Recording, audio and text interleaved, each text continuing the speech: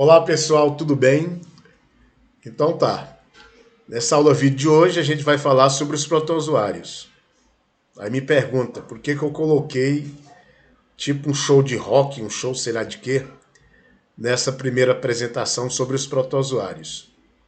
Porque o nome desse indivíduo, desse organismo, parece mais com o nome de uma banda.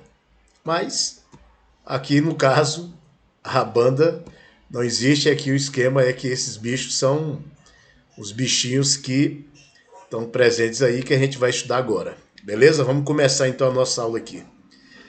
Então, de maneira geral, gente, os protozoários, eles fazem parte de um reino chamado de reino protista. E eles, de maneira geral, eles são eucariontes, quer dizer que tem núcleo organizado, uma membrana nuclear. Eles são unicelulares, uma célula só, forma um indivíduo.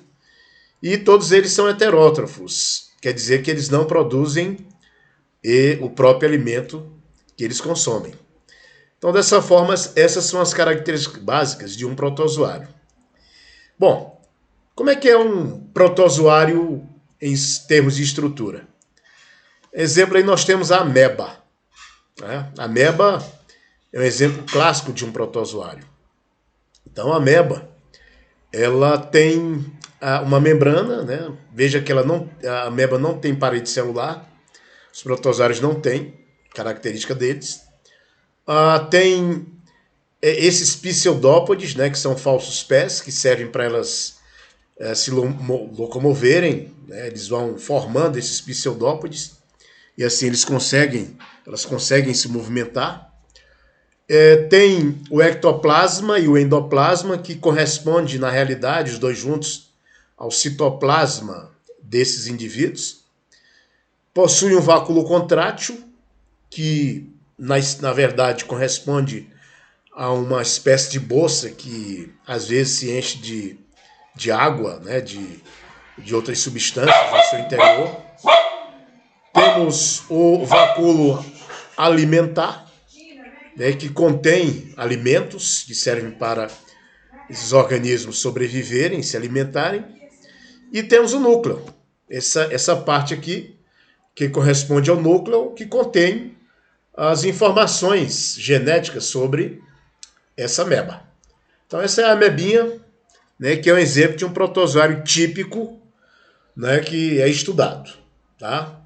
Bom, mas aí, para a gente avançar mais um pouco, essa aqui é uma rápida classificação dos protozoários.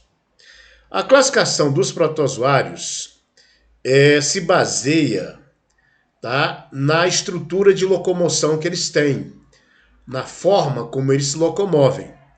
Então nós temos, por exemplo, o grupo dos protozoários ameboides, que se locomovem através dos pseudópodes, chamados de falsos pés.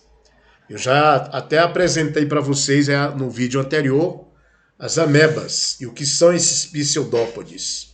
Olha aí o que são esses pseudópodes. Através dele é que o organismo consegue se locomover. Também esse grupo aí, essa classe dos ameboides também são chamados de risópodes.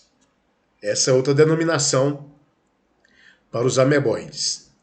Temos também os flagelados ou mastigófaros, né? E, como o próprio nome está dizendo, a estrutura de locomoção deles é através de flagelos, que são estruturas longas, que estão associadas, presas à membrana da célula, do protozoário. E daí nós temos diversos exemplos desses tipos de protozoários. O Trypanosoma cruzi, o Leishmania, o Trichomonas vaginalis, a Giardia lamblia. Tá? São exemplos, né, nomes científicos de alguns desses indivíduos. Bom, um outro grupo que nós temos é o grupo dos ciliados. Esses aí, eles têm na sua estrutura os cílios, tá? Que são estruturas que servem, né, para a locomoção. Os cílios, eles são menores do que o flagelo. Enquanto o flagelo é único, Tá? Lembra o espermatozoide, aquela caudinha que tem no espermatozoide. Então, os cílios, eles são numerosos, estão presos também à membrana da célula. E um exemplo é o Balantidium coli. Tá? Um outro exemplo é o paramécio, que é um ciliado de vida livre, que não parasita nenhum outro organismo. E por fim, nós temos um outro grupo, o último grupo, que é o grupo dos esporozoários, ou esporozoa. Esses não têm estrutura de locomoção. E, como exemplo, nós temos o Plasmodium. Esse nome aqui está um pouco errado, não tem essa letra N aqui, né? Plasmodium. E que provoca, como a gente vai ver daqui a pouco, uma doença chamada malária, muito comum na região norte do Brasil. Então, pessoal, quando a gente faz a classificação dos protozoários, repetindo, a classificação ela é baseada na estrutura de locomoção que eles apresentam. E daí, de acordo com essa estrutura, temos a classificação desses 4 grupos que eu acabei de mencionar. Então vamos continuar aqui. Bom, em relação à reprodução dos protozoários, nós temos a reprodução assexuada e a reprodução sexuada. Reprodução assexuada, ela se dá por bipartição ou cisciparidade. O que é isso? O protozoário se divide em 2, uma célula só, né? E onde o protozoário, a célula se divide em 2, dando origem a 2 novos indivíduos. Vale salientar que nesse tipo de reprodução, os indivíduos, tá, são geneticamente iguais entre si e aquele que lhe deu origem. Essa célula original que a gente chama de célula-mãe. Agora, na reprodução sexuada, por conjugação, que nós já falamos nas bactérias, olha só, 2 protozoários, eles se aproximam, criam pontes, né, citoplasmáticas e um transfere material genético de um para o outro.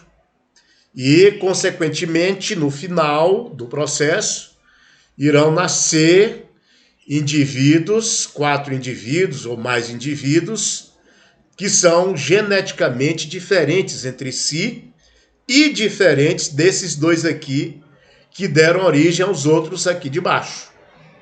Resumindo, a reprodução sexuada, ela é muito importante, repetindo aquilo que nós falamos no vídeo das bactérias, para o processo de evolução, porque ela cria uma variação genética entre os indivíduos de uma mesma espécie.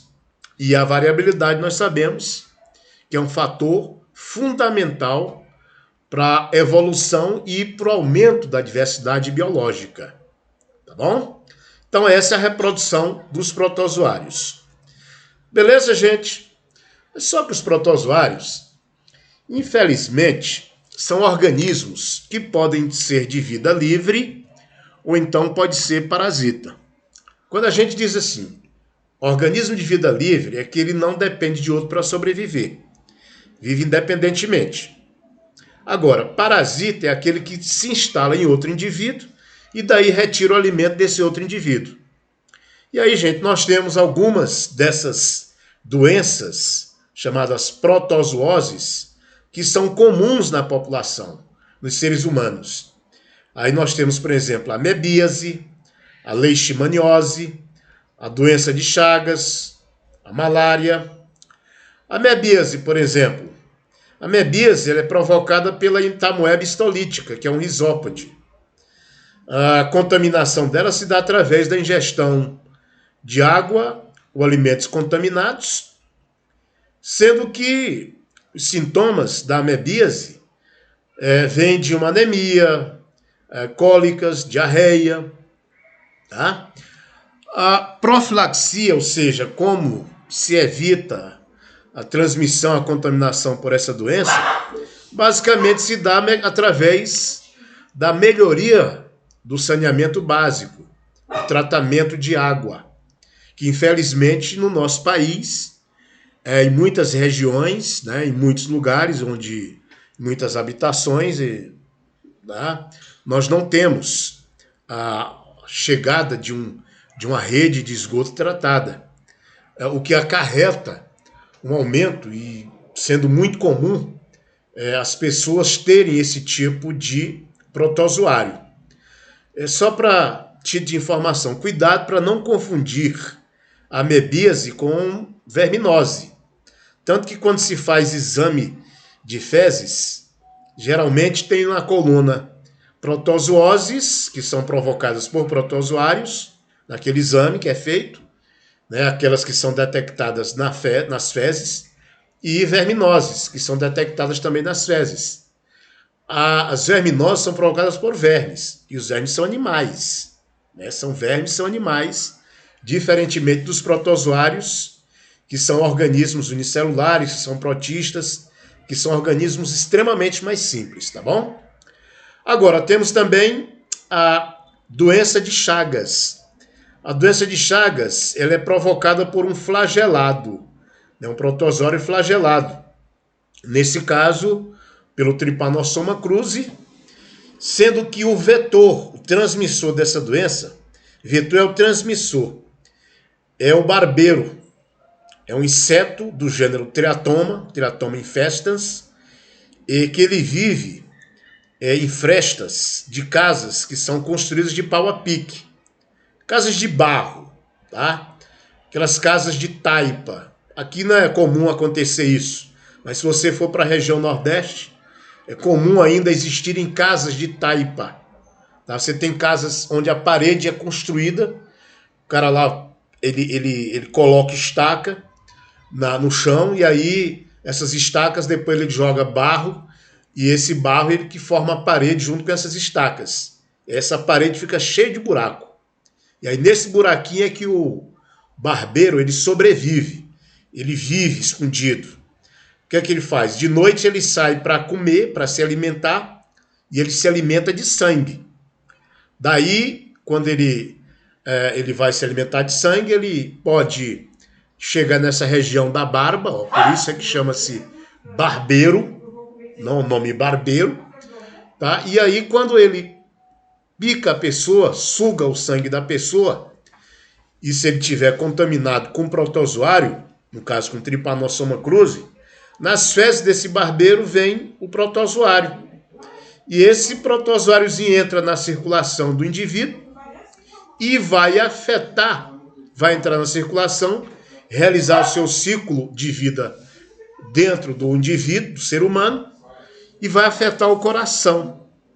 No coração, esse protozoário afeta diretamente o músculo cardíaco, que é o miocárdio.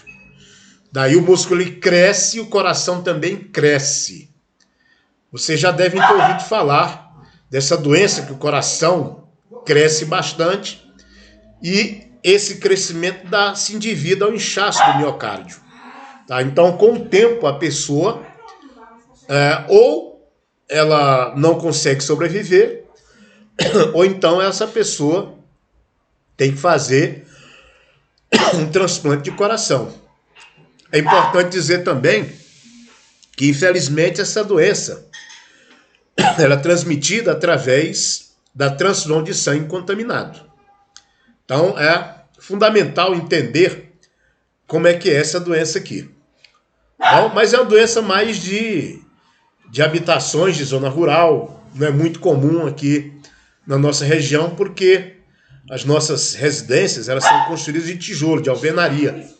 E daí não é um local propício, né, para o habitat desse barbeiro, desse inseto, que é um hospedeiro intermediário desse tipo de protozoário, do Trypanosoma. Também temos a leishmaniose, também chamada de úlcera de Bauru.